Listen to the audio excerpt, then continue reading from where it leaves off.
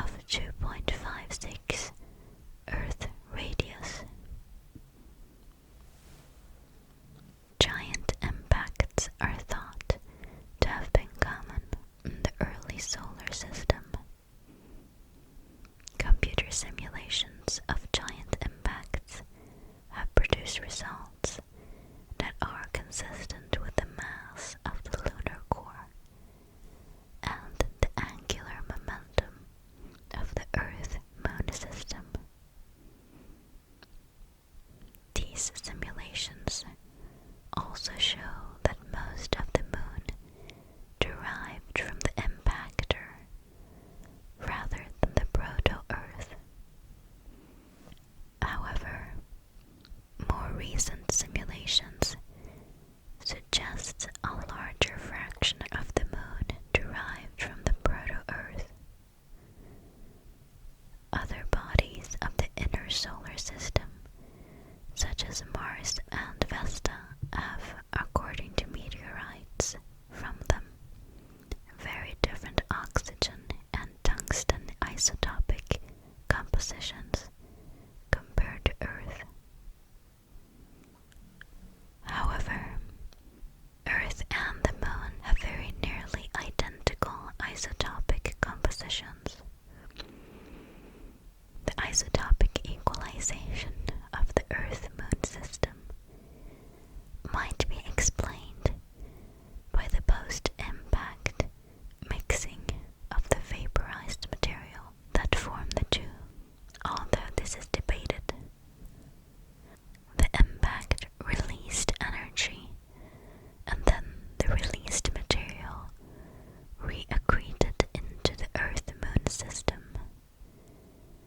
This would have melted the outer shell of Earth and thus formed a magma ocean. Similarly, the newly formed moon would also have been affected and had its own lunar magma ocean. Its depth is estimated from about 500 kilometers or 300 miles to 1,700 kilometers to 1,000 miles. While the giant impact theory explains many lines of evidence, some questions are still unresolved, most of which involve the moon's composition. In 2001, a team at the Carnegie Institute of Washington reported the most precise measurements of the isotopic signatures of lunar rocks.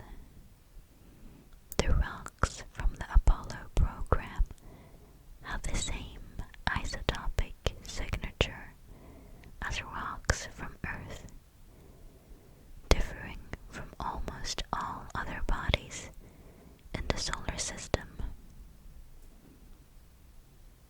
This observation was unexpected because most of the material that formed the moon was thought to come from Theia, and it was announced in 2007 that there were less than 1% chance that Theia and Earth had identical isotopic signatures. Other Apollo lunar samples had in 2012 the same titanium isotopes compositions as Earth, which conflicts with what is expected if the moon formed far away from Earth or is derived from Theia. These discrepancies may be explained by variations of the giant impact theory. For instance, a high-speed drive-by hit by the impactor allowed it to return to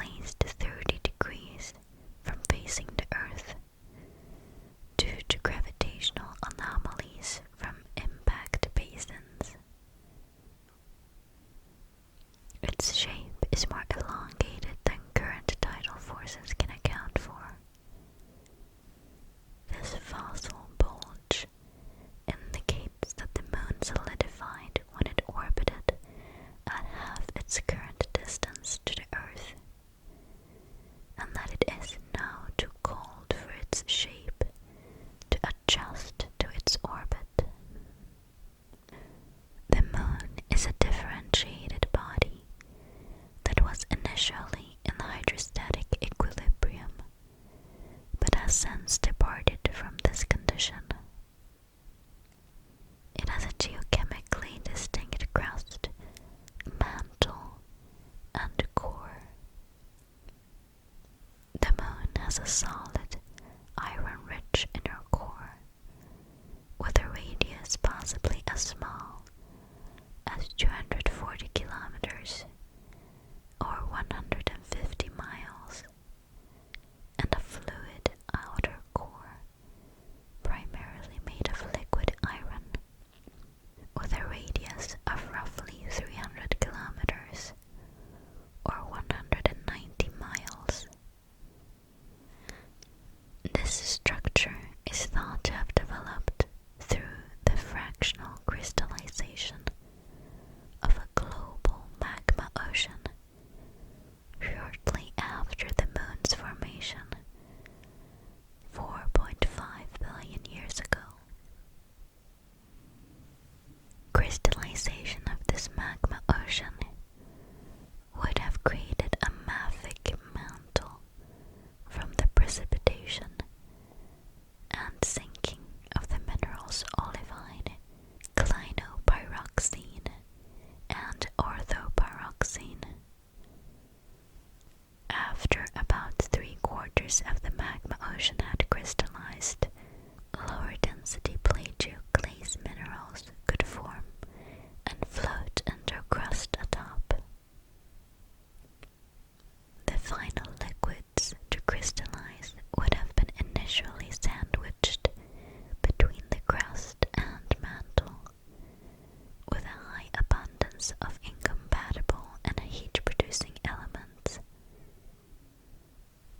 Consisting with this perspective, geochemical mapping made from orbit suggests a crust of mostly anorthosite.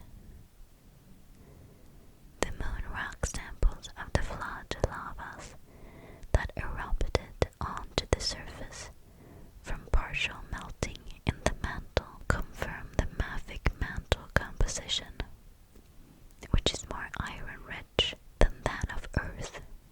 The crust is on average about 50 kilometers or 31 miles thick.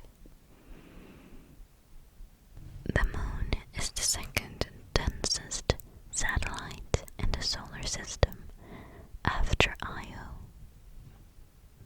However, the inner core of the moon is small, with a radius of about 350 kilometers or 220 miles or less, around 20% of the radius of the moon.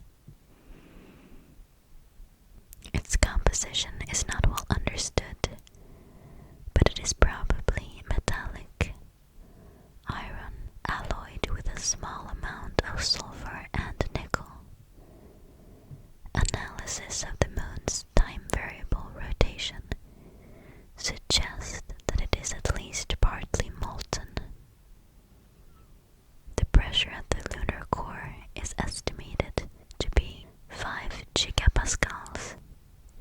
The moon has an external magnetic field of generally less than 0.2 nanoteslas, or less than 100,000th that of Earth.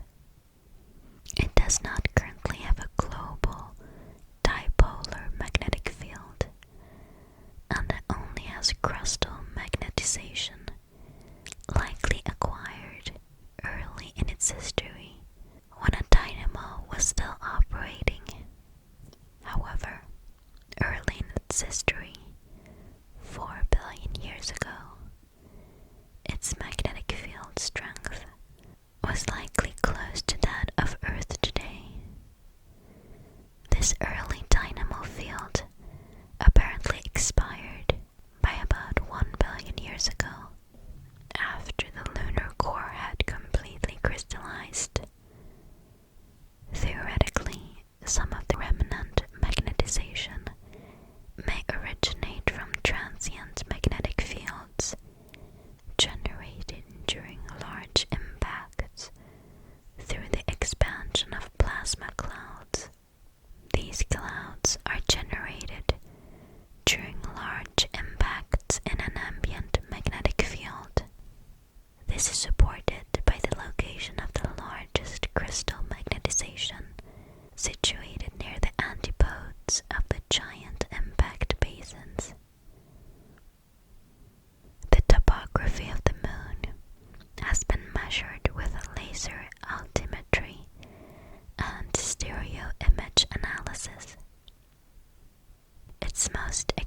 impressive topographic feature is the giant far side South Pole Aitken Basin, some 2,240 kilometers or 1,390 miles in diameter. The largest crater on the Moon, and the second largest confirmed impact crater in the solar system. At 13 kilometers deep, or 8.1 miles deep, its floor is the lowest point in the surface of the Moon. The highest elevation of the Moon's surface are located directly to the northeast, which might have been thickened by the oblique formation impact of the South Pole Aitken Basin. Other large impact basins, such as Imbrium, Serenitatis, Crisium, Smoothie, and Orientale, possess originally low elevations and elevated rims. The far side of the lunar surface is on average about 1.9 kilometers or 1.2 miles higher than that of the near side. The discovery of fault scarp cliffs suggests that the Moon has shrunk by about 90 meters or 300 feet within the past billion years. Similar shrinkage features exist on Mercury. Mare Frigoris, a basin near the North Pole, long assumed to be geologically dead, has cracked and shifted.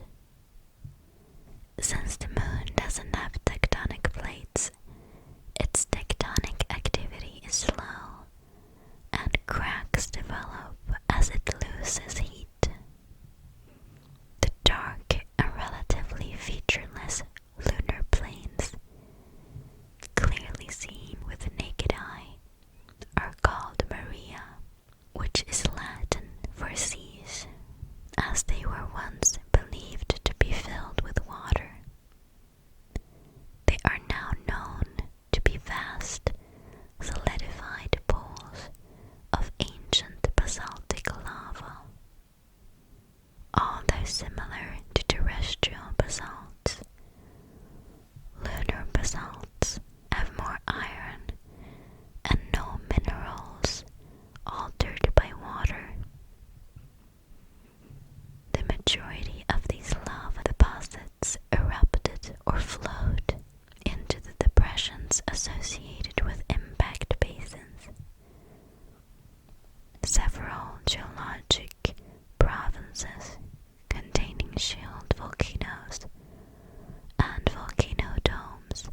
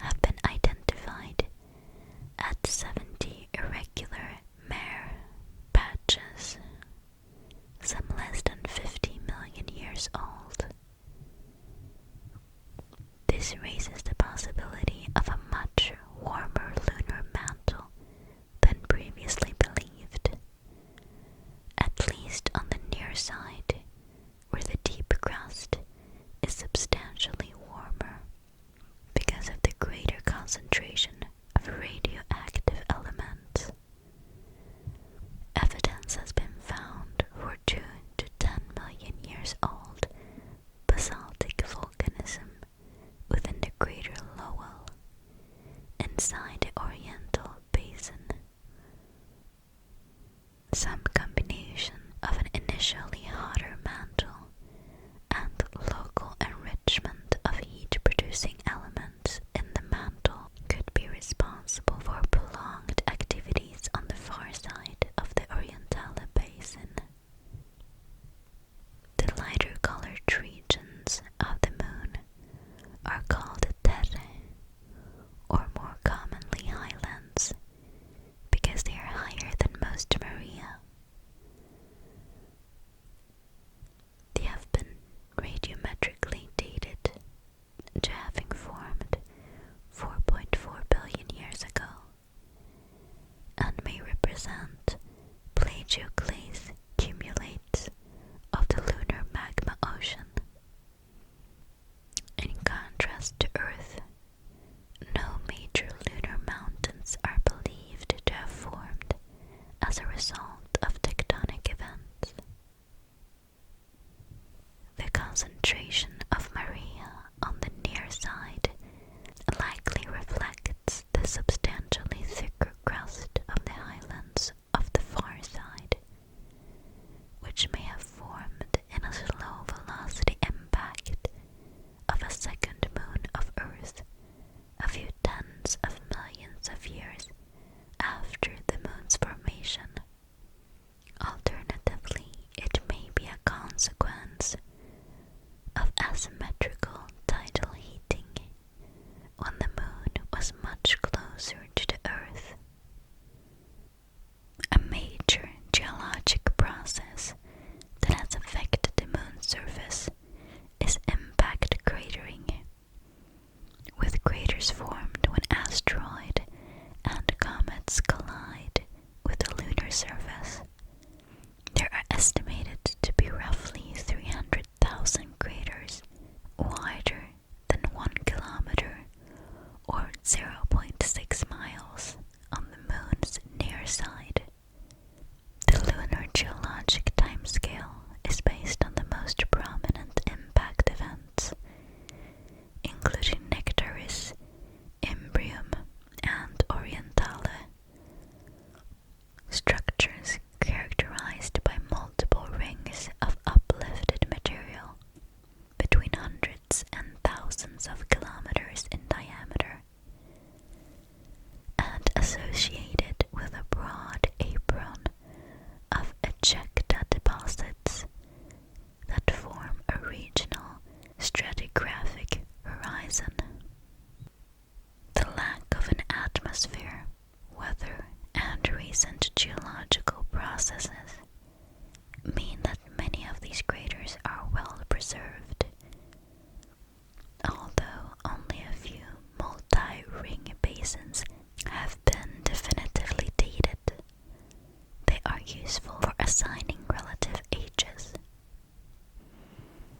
Because impact craters accumulate at nearly a constant rate, counting the number of craters per unit area can be used to estimate the age of the surface.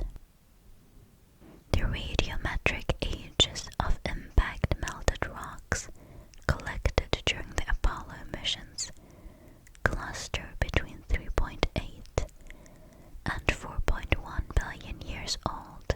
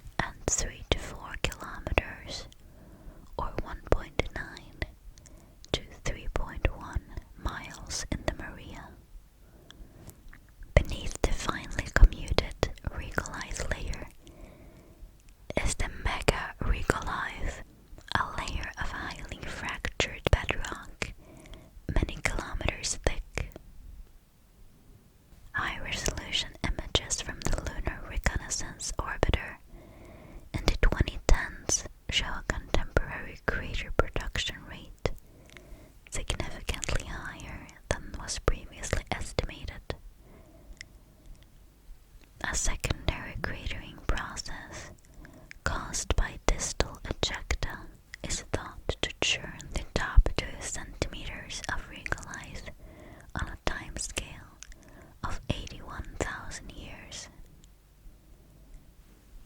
This rate is 100 times faster than the rate computed from models based solely on direct micrometeorite impacts. The gravitational field of the Moon has been measured through tracking the Doppler shift of radio signals emitted by orbiting spacecraft. The main gravity features are mascons, or large positive gravitational anomalies associated with some of the giant impact basins, partly caused by the dense mare basaltic lava flows that fill those basins. The anomalies greatly influence the orbit of spacecraft about the Moon. There are some puzzles.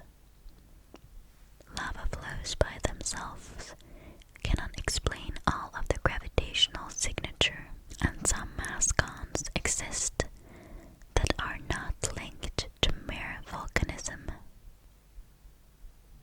Lunar swirls are enigmatic features found across the Moon's surface. They are characterized by a high albedo, appear optically immature, or the optical characteristics of a relatively young regolith, and have often a sinuous shape. Their shape is often accentuated by low albedo regions that wind between the bright swirls. They are located in places with enhanced surface magnetic fields, and many are located at the antipodal point of major impacts. Well-known swirls include the Rainer Gamma feature and Mare Ingeni. They are hypothesized to be areas that have been partially shielded from the solar wind, resulting in slower space weathering. Liquid water cannot persist on the lunar surface. When exposed to solar radiation, water quickly decomposes through a process known as photodissociation and is lost to space. However, since the 1960s, scientists have hypothesized that water ice may be deposited by impacting comets, or possibly produced by the reaction of oxygen-rich lunar rocks and hydrogen from solar wind, leaving traces of water which could possibly persist in cold, permanently shadowed craters at either pole on the Moon.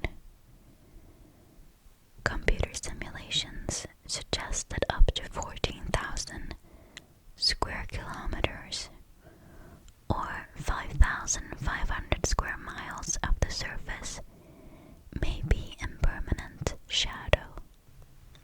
The presence of usable quantities of water on the Moon is an important factor in rendering lunar habitation as a cost-effective plan. The alternative of transporting water from Earth would be prohibitively expensive. In years since, signatures of water have been found to exist on the lunar surface. In 1994, the bistatic radar experiment located on the Clementine spacecraft indicated the existence of small, frozen pockets of water close to the surface. However, later radar observations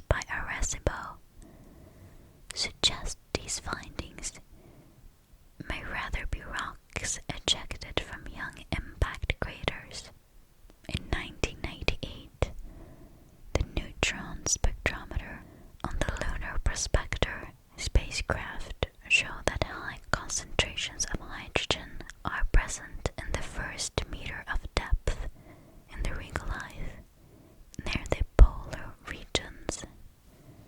Volcanic lava beads brought back to Earth aboard Apollo 15 showed small amounts of water in their interior. In 2008, Chandrayaan-1 spacecraft has since confirmed the existence of surface water ice using the onboard moon mineralogy mapper.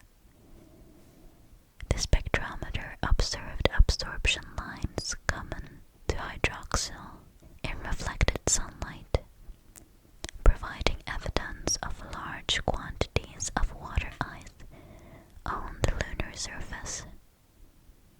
The spacecraft showed that concentrations may possibly be as high as 1,000 parts per notation. Using the mapper's reflected spectra and direct lighting of areas in shadow confirmed water ice within 20 degrees latitude of both poles in 2018. In 2009, Lacrosse sent a 2,300 kilos or 5,000 pound impactor into a permanently shadowed polar crater and detected at least 100 kilos or 220 pounds of water in a plume of ejected material. Another examination of the Lacrosse data showed the amount of detected water to be closer to 155 plus minus 12 kilos or 342 plus minus 26 pounds. In May 2011, 615 to 1,410 parts per notation water and melt inclusions in lunar sample 74220 was reported. The famous high titanium orange glass soil of volcanic origin collected during the Apollo 17 mission in 1972. The inclusions were formed during explosive eruptions on the moon approximately 3.7 billion years ago. This concentration is comparable with that of magma in Earth's upper mantle. Although of considerable selenological interest, this announcement affords little comfort to would-be lunar colonists. The sample originated many kilometers below the surface, and the inclusions are so difficult to access that it took 39 years to find them with a state-of-the-art ion microprobe instrument. Analysis of the findings of the moon mineralogy mapper revealed in August 2018 for the first time definitive evidence of water ice on the lunar surface. The data revealed that distinct reflective signatures of water ice, as opposed to dust and other reflective substances. The ice deposits were found on the north and south poles, although it is more abundant in the south, where water is trapped in permanently shadowed craters and crevices, allowing it to persist as ice on the surface, since they are shielded from the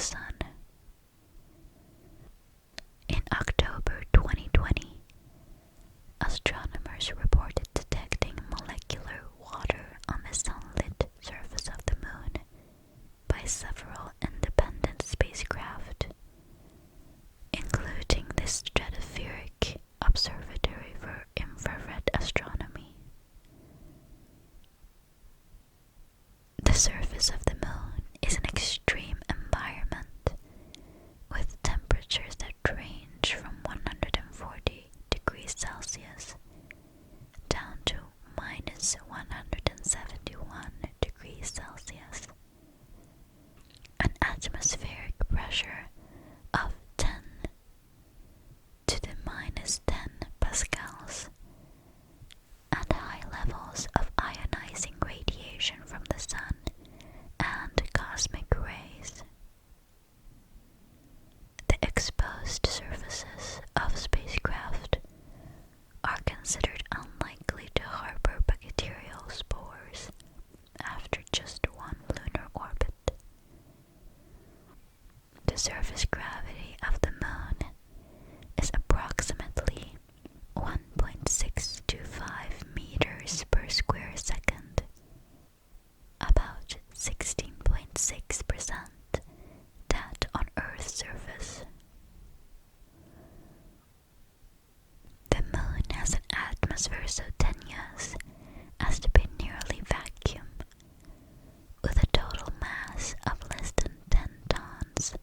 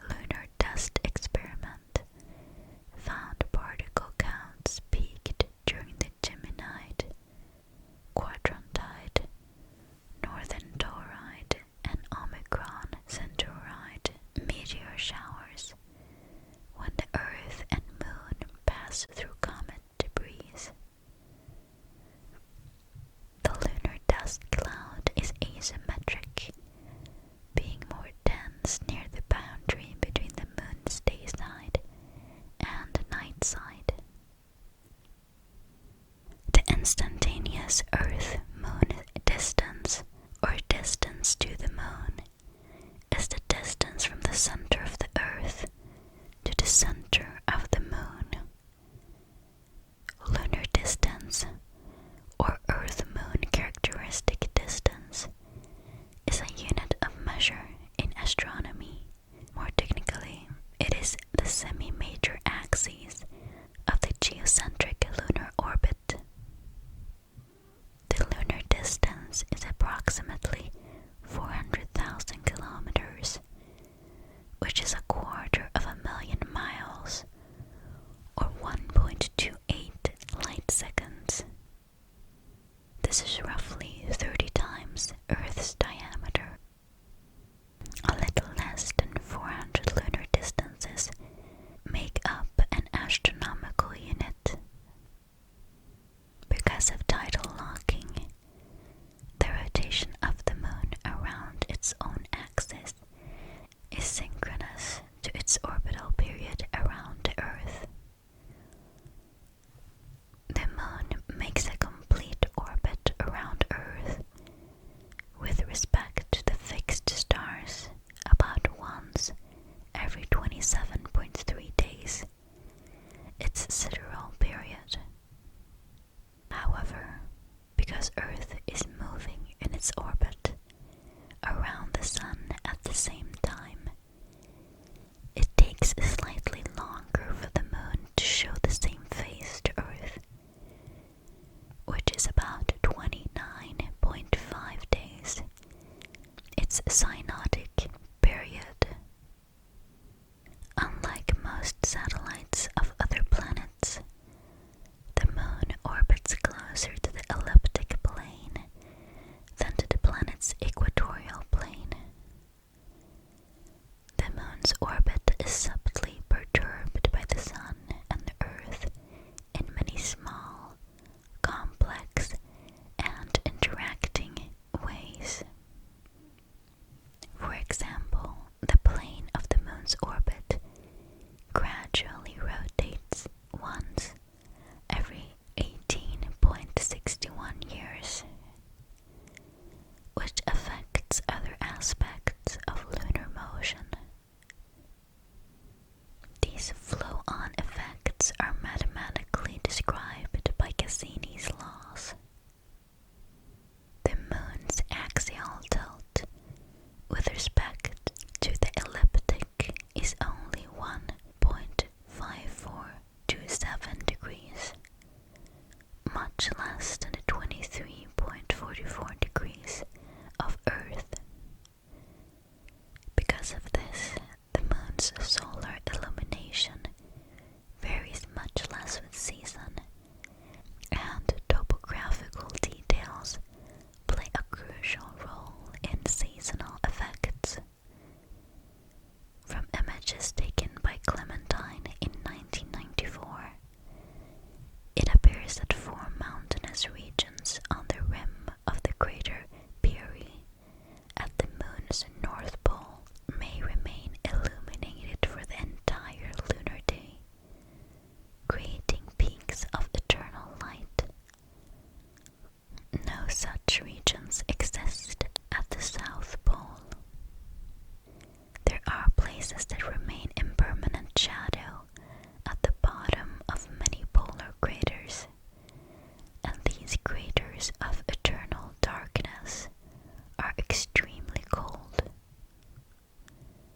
Lunar Reconnaissance Orbiter measured the lowest summer temperatures in craters at the southern pole at 35 Kelvin, or minus 238 degrees Celsius, or minus 397 degrees Fahrenheit, and just 26 Kelvin, close to the winter solstice in the northern polar crater Hermite. This is the coldest temperature in the solar system ever measured by a spacecraft, colder even than the surface of Pluto. Average temperatures of the Moon's surface are reported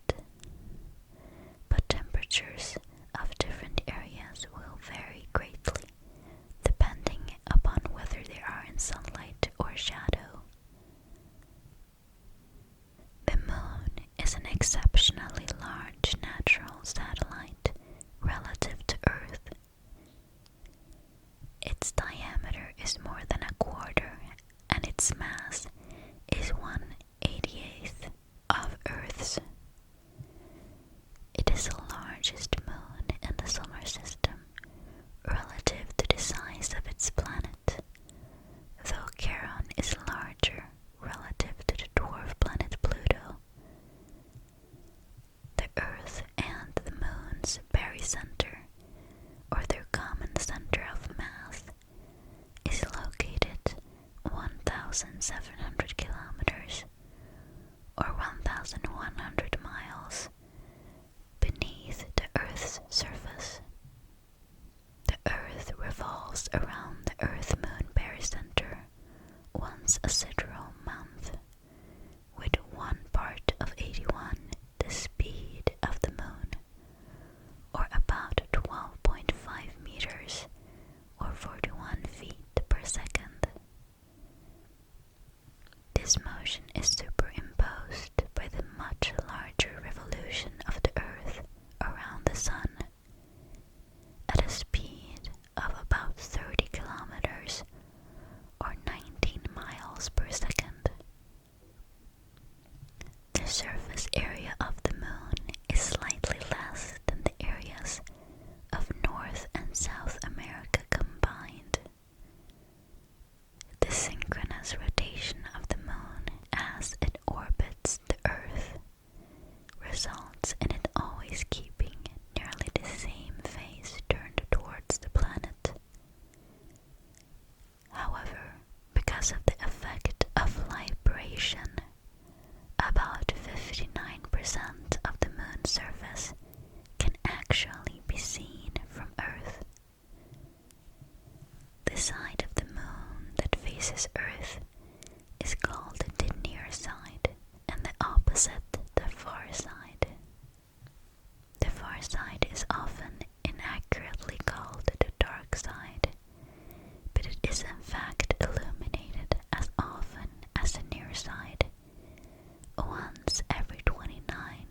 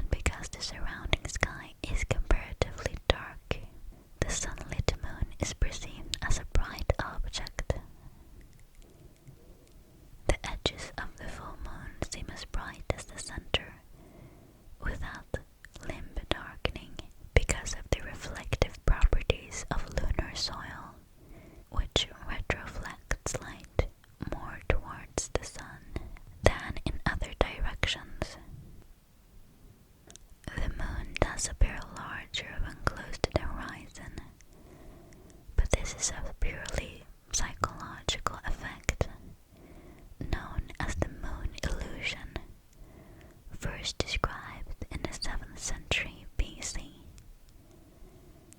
The full moon's angular diameter is about 0.52 degrees in the sky, or roughly the same size as the sun. The moon's highest altitude at culmination varies by its phase and time of year. The full moon is highest in the sky during winter. The orientation of the moon's crescent also depends on the latitude of the viewing location. An observer in the tropics can see a smile-shaped crescent moon. The moon is visible for 2 weeks every draconic month at the North and South Poles. Zooplankton in the Arctic use moonlight when the sun is below the horizon for months on end. The orientation of the moon depends on the hemisphere of the Earth from which it is being viewed. In the northern hemisphere, it is seen upside down compared to the view in the southern hemisphere. The distance between the moon and Earth varies from around 350,000 kilometers or 220,000 miles to 400,000 kilometers or 252,000 miles at perigee and apogee, respectively. On the 14th of November 2016, it was closer to Earth when at full phase than it had been since 1948, 14% closer than its farthest position in apogee. Reported as a supermoon, this closest point coincided within an hour of a full moon, and it was 30% more luminous than when at its greatest distance, because of its angular diameter is 14% greater. There has been historical controversy over whether features on the moon's surface change over time. Today, many of these claims are thought to be illusory, resulting from observations under different lighting conditions, poor astronomical seeing, or inadequate drawings. However, outgassing does occasionally occur and could be responsible for a minor percentage of the reported lunar transient phenomena. Recently, it has been suggested that a roughly 3 kilometers or 1.9 miles diameter region of the lunar surface was modified by a gas release event about 1 million years ago. The moon's appearance, like the sun's, can be affected by Earth's atmosphere. Common optical effects are the 22-degree halo ring formed when the moon's light is refracted through the ice crystals of high cirrostratus clouds, and smaller coronal rings when the moon is seen through thin clouds. Eclipses only occur when the sun, Earth, and moon are all in a straight line. Solar eclipses occur at a new moon, when the moon is between the sun and Earth. In contrast, lunar eclipses occur at full moon, when Earth is between the sun and moon. The apparent size of the moon is roughly the same as that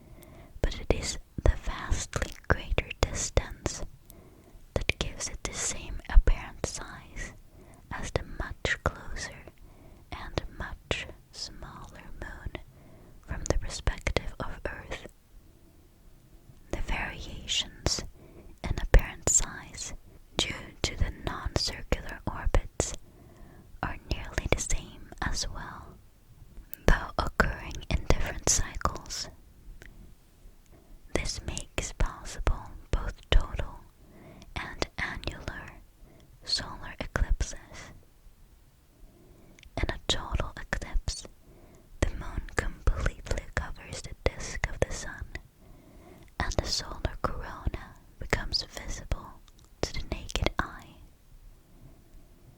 Because of the distance between the moon and Earth is very slowly increasing over time, the angular diameter of the moon is decreasing. Also, as it evolves towards becoming a red giant, the size of the sun and its apparent diameter in the sky are slowly increasing. The combination of these two changes means that hundreds of millions of years ago, the moon would always completely cover the sun on solar eclipses, and no annular eclipses were possible. Likewise, hundreds of millions of years in the future, the moon will no longer cover the sun completely, and total solar eclipses will not occur. Because the moon's orbit around Earth is inclined by about 5.145 degrees to the orbit of Earth around the sun, eclipses do not occur at every full and new moon. For an eclipse to occur, the moon must be near the intersection of the two orbital planes. The periodicity and recurrences of eclipses of the sun by the moon and of the moon by Earth is described by the Saros, which has a period of approximately 18 years. Because the moon continuously blocks the view of a half-a-degree wide circular area of the sky, the related phenomenon of occultation occurs when a bright star or planet passes behind the moon and is occulted or hidden from view. In this way, a solar eclipse is an occultation of the sun. Because the moon is comparatively closer to Earth, occultations of individual stars are not visible everywhere on the planet, nor at the same time. Because of the precession of the lunar orbit, each year different stars are occulted. The gravitational attraction that masses have for one another decreases inversely with the square of distance of those masses from each other.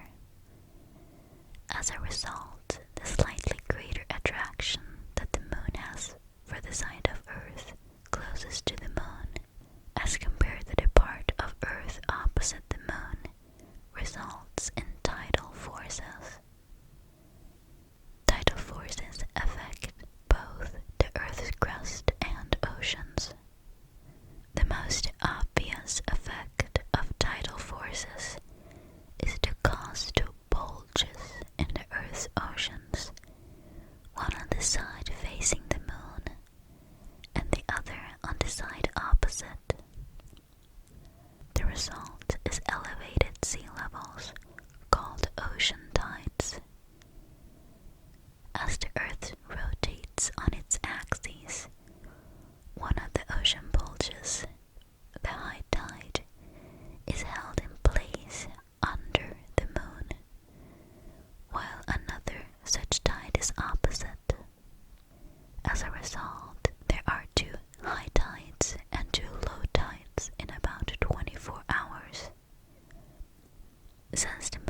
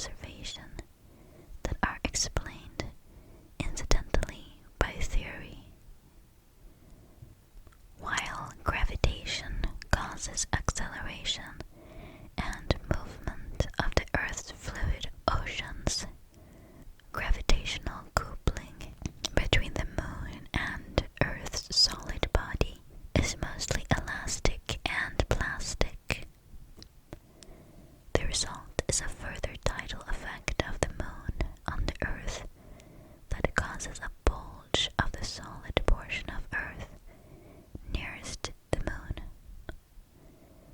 Delays in the tidal peaks of both ocean and solid body tides cause torque in opposition of the Earth's rotation. This drains angular momentum and rotational kinetic energy from the Earth's rotation, slowing its rotation. That angular momentum lost from the Earth is transferred to the Moon in a process which lifts the Moon into a higher orbit and results in its lower orbital speed about Earth. Thus, the distance between Moon and Earth is increasing, and the Earth's rotation is slowing in reaction.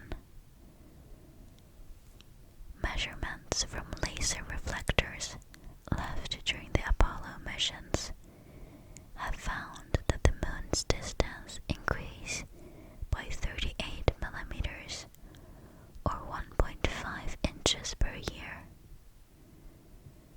Atomic clocks also show that Earth's day lengthens by about 17 microseconds every year, slowly increasing the rate at which UTC is adjusted by leap seconds.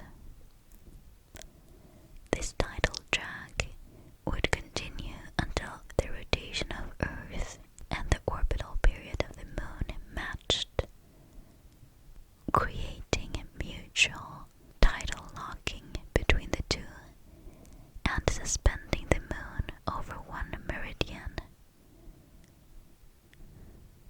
However, the Sun will become a red giant, engulfing the Earth-Moon system long before this occurrence.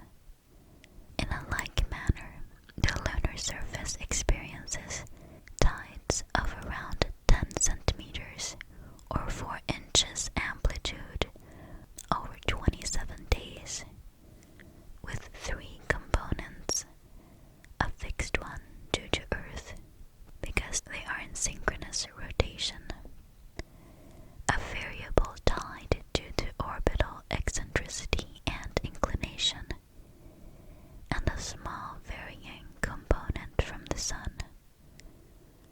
The Earth-induced variable component arises from changing distance and libration as a result of the Moon's orbital eccentricity and inclination.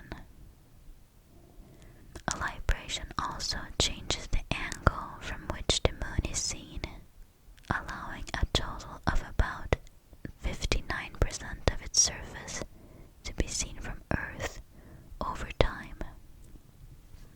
The cumulative effects of stress built up by these tidal forces produces moonquakes. Moonquakes are much less common and weaker than earthquakes, although moonquakes can last for up to an hour because of scattering of the seismic vibration in the dry fragmented upper crust. The existence of moonquakes was an unexpected discovery from seismometers placed on the Moon by Apollo astronauts from 1969 through 1972. According to recent research, scientists suggest that the Moon's influence on the Earth may contribute to maintaining Earth's magnetic field.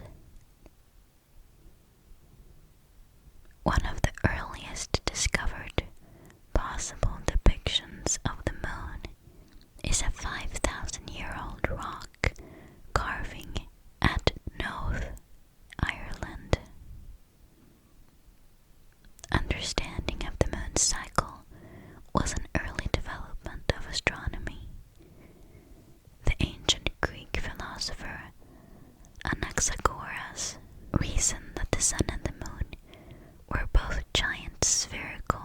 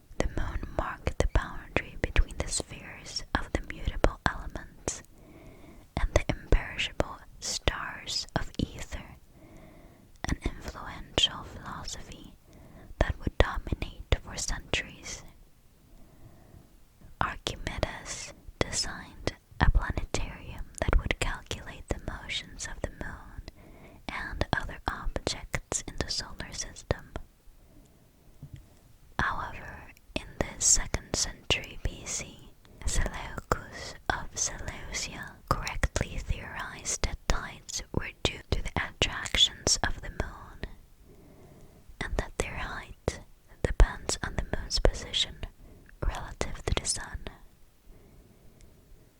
In the same century, Aristarchus computed the size and distance of the moon from Earth, obtaining a value of about 20 times the radius of Earth for the distance. Although the Chinese of the Han Dynasty believed the moon to be energy equated to Qi, their radiating influence theory also recognized that the light of the moon was merely a reflection of the sun, and the Jing Fang noted the sphericity of the moon. Ptolemy greatly improved on the numbers of Aristarchus, calculating the values of a mean distance of 59 times Earth's radius and a diameter of 0.292 Earth diameters were close to the correct values of about 60 and 0.273 respectively. In the 2nd century AD, Lucian wrote the novel A True Story, in which the heroes travel to the moon and meet its inhabitants. In 499 AD, the Indian astronomer Aryabhata mentioned in his Aryabhatiya that reflected sunlight is the cause of the shining of the moon. The astronomer and physicist Alatzen found that sunlight was not reflected from the moon like a mirror, but that the light was emitted from every part of the moon's sunlit surface in all directions. Shen Kuo of the Song dynasty created an allegory equating the waxing and waning of the moon to a round ball of reflective silver that, when doused with white powder and viewed from the side, would appear to be a crescent. During the Middle Ages, before the invention of the telescope, the moon was increasingly recognized as a sphere, though many believe that it was perfectly smooth. In 1609, Galileo Galilei used an early telescope to make drawings of the moon for his book Siderus Nuncius, and deduced that it was not smooth, but had mountains and craters. Thomas Harriot had made, but not published, such drawings a few months earlier. Telescopic mapping of the moon followed. Later in the 17th century, the efforts of Giovanni Battista Riccioli and Francesco Maria Grimaldi led to a system of naming of lunar features in use today. The more exact Mappa Serenografica of Wilhelm Baer and Johann Heinrich Madler and their associated book The Romande, the first trigonometrically accurate study of lunar features, included the heights of more than 1,000 mountains and introduced the study of the moon at accuracies possible in early geography. Lunar craters first noted by Galileo were thought to be volcanic until the 1870s proposal of Richard Proctor that they were formed by collisions. This view gained support in 1892 from the experimentation of geologist Grove Carl Gilbert and from comparative studies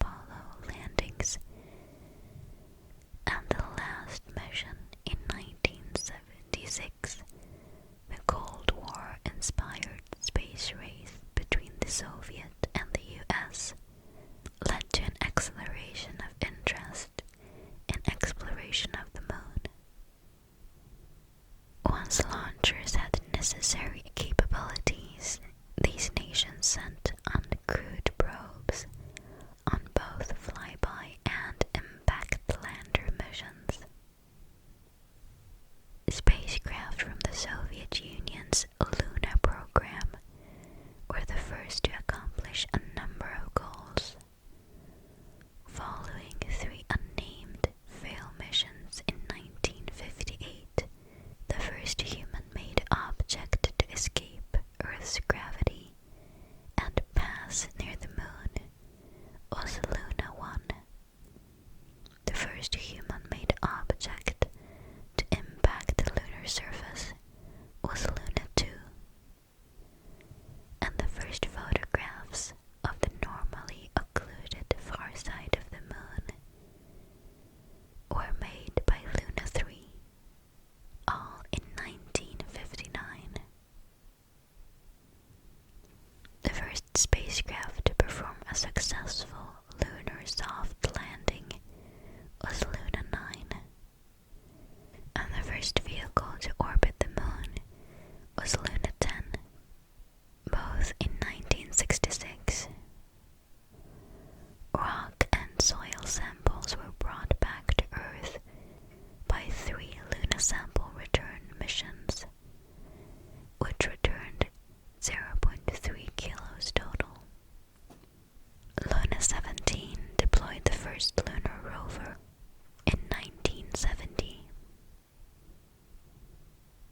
During the late 1950s, at the height of the Cold War, the United States Army conducted a classified feasibility study that proposed the construction of a staffed military outpost on the moon called Project Horizon, with the potential to conduct a wide range of missions from scientific research to nuclear Earth bombardment.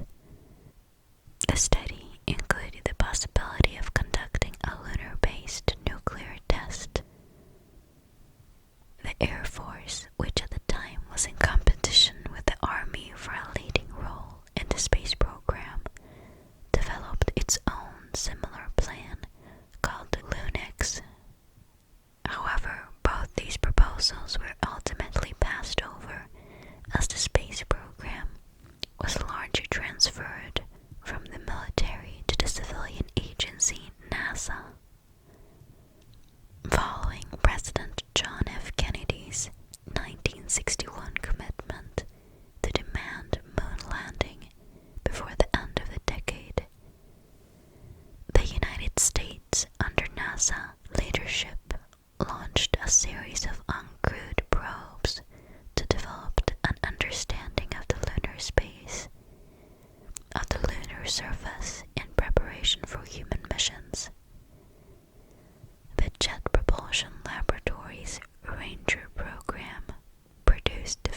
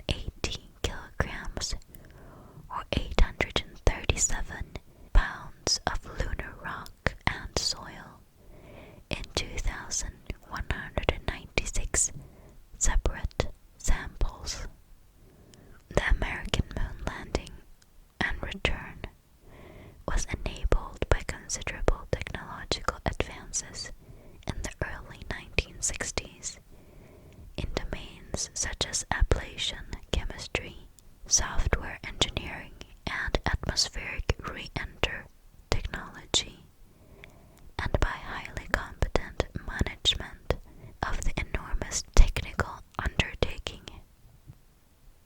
Scientific instrument packages were installed on the lunar surface during the Apollo landings.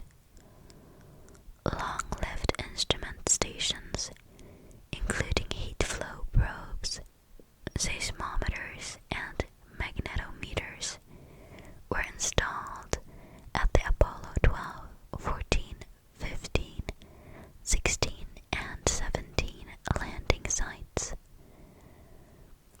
Direct transmissions of data to Earth concluded in late 1977 because of the budgetary considerations. But as the station's lunar laser ranging corner cube retroreflector arrays are passive instruments, they are still being used.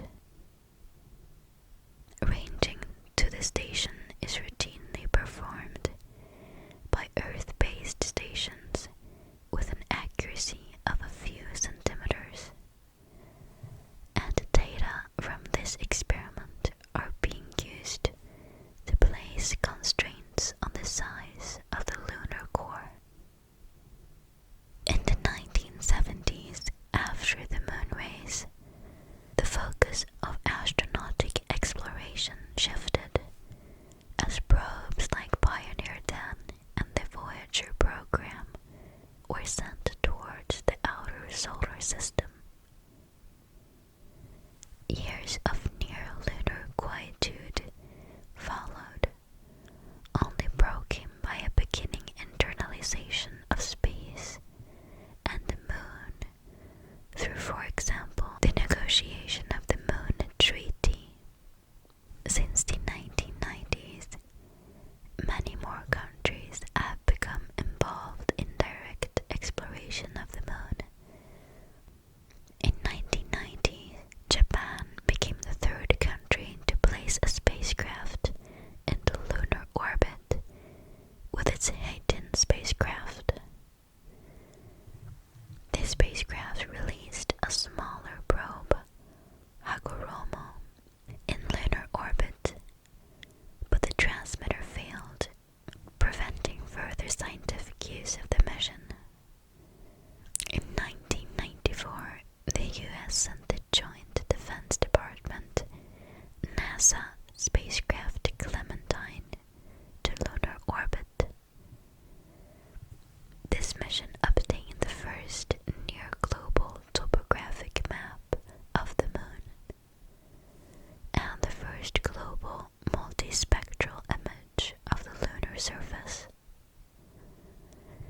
This was followed in 1998 by the Lunar Prospector mission, whose instruments indicated the presence of excess hydrogen at the lunar poles, which is likely to have been caused by the presence of water ice in the upper few meters of the regolith within permanently shadowed craters. The European spacecraft SMART 1, the second ion-propelled spacecraft, was in lunar orbit from the 15th of November 2004 until its lunar impact on the 3rd of September 2006, and made the first detailed survey of chemical elements on the lunar surface. The Chinese lunar exploration program began with Chang'e 1, which successfully orbited the moon from the 5th of November 2007 until its controlled lunar impact on the 1st of March 2009, obtaining a full image map of the moon. The Chang'e 2 mission began in October 2010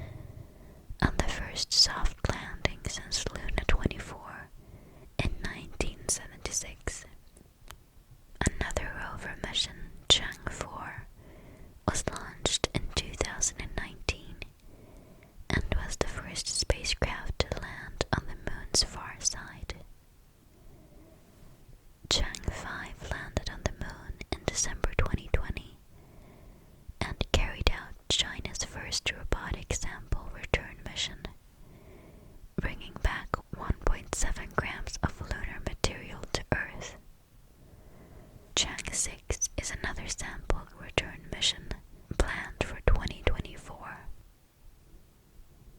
Between the 4th of October 2007 and the 10th of June 2009, the Japan Aerospace Exploration Agency's Kaguya mission, a lunar orbiter fitted with a high-definition video camera and 2 small radio transmitter satellites, obtained lunar geophysics data and took the first high-definition movies from beyond Earth's orbit.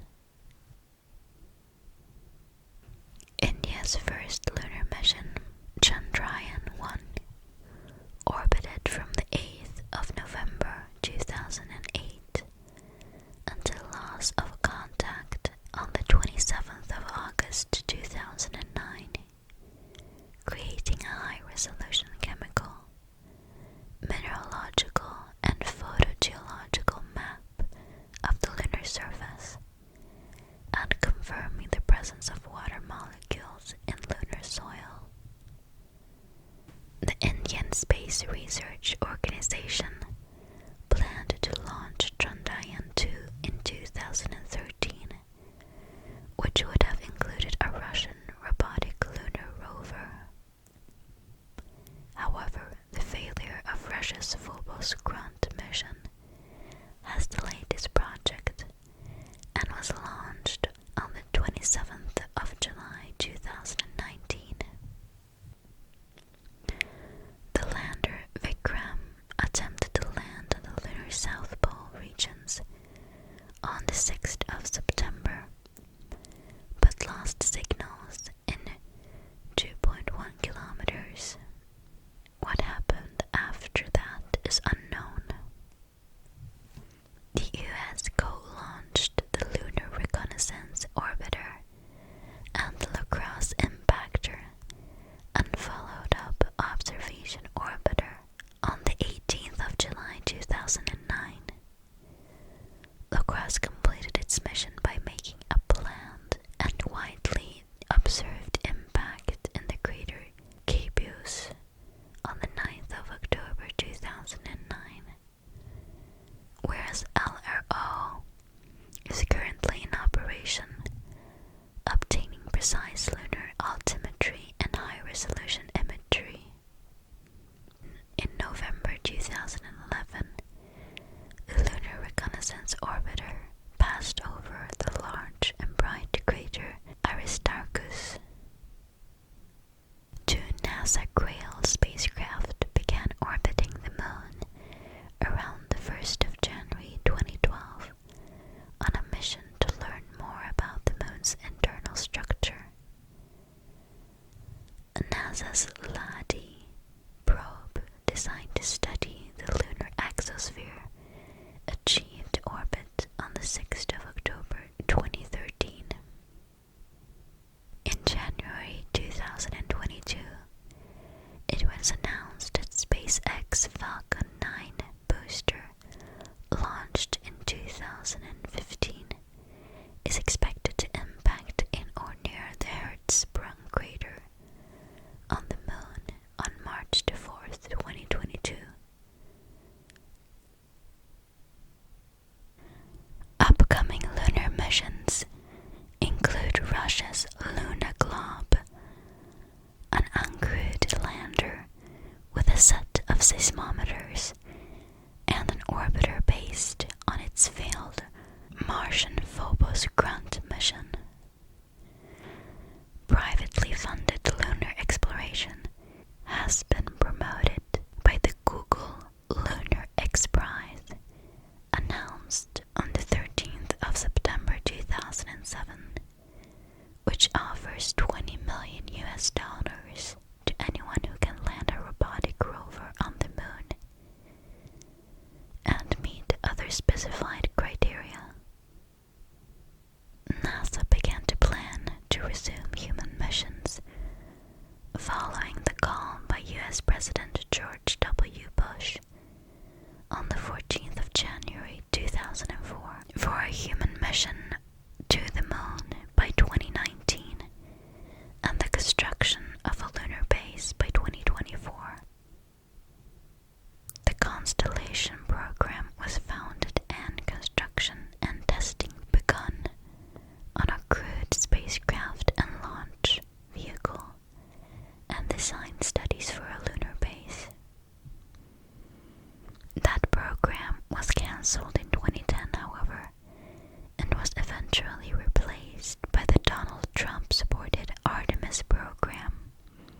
which plans to return humans to the moon by 2025. On the 28th of February 2018, SpaceX, Vodafone, Nokia, and Audi announced a collaboration to install a 4G wireless communication network on the moon, with the aim of streaming live footage on the surface to Earth. Recent reports indicate NASA's planned mid-2020s missions to the moon will include a female astronaut. In August 2016, the US government granted permission to US-based startup Moon Express to land on the moon.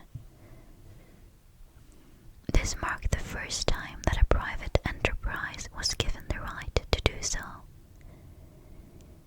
The decision is regarded as a precedent, helping to define regulatory standards for deep space commercial activity in the future.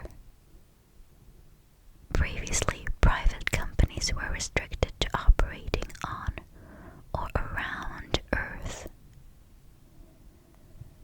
On the 29th of November 2018, NASA announced that 9 commercial companies would compete to win a contract to send small payloads to the moon in what is known as Commercial Lunar Payload Services. According to NASA's administrator, Jim Bridenstine, we are building a domestic American capability to get back and forth to the surface of the moon. Although lunar landers scattered the pennants of the Soviet Union on the moon, and US flags were symbolically planted on their landing sites by the Apollo astronauts, no nation claims ownership of any part of the moon's surface. Russia, China, India, and the US are party of the 1967 Outer Space Treaty, which defines the moon and all outer space as the province of all mankind. This treaty also restricts the use of the moon to peaceful purposes, explicitly banning military installations and weapons of mass destruction.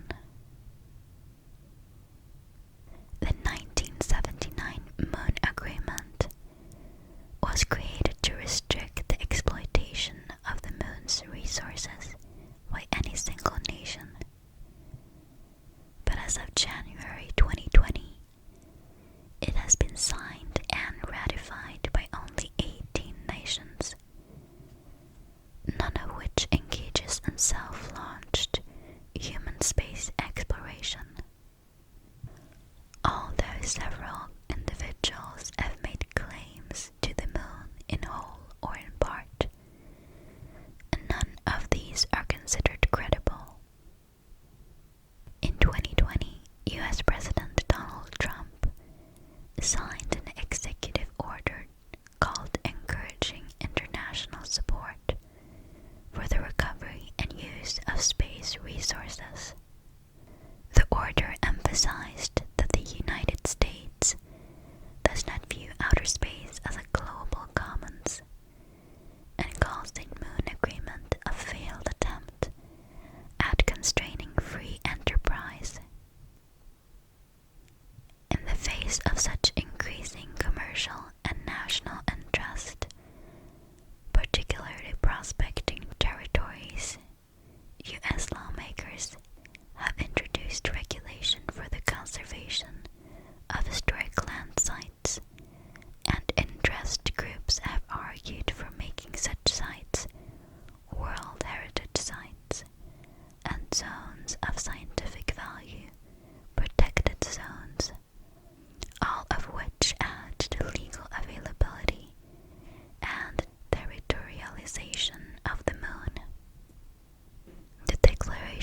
of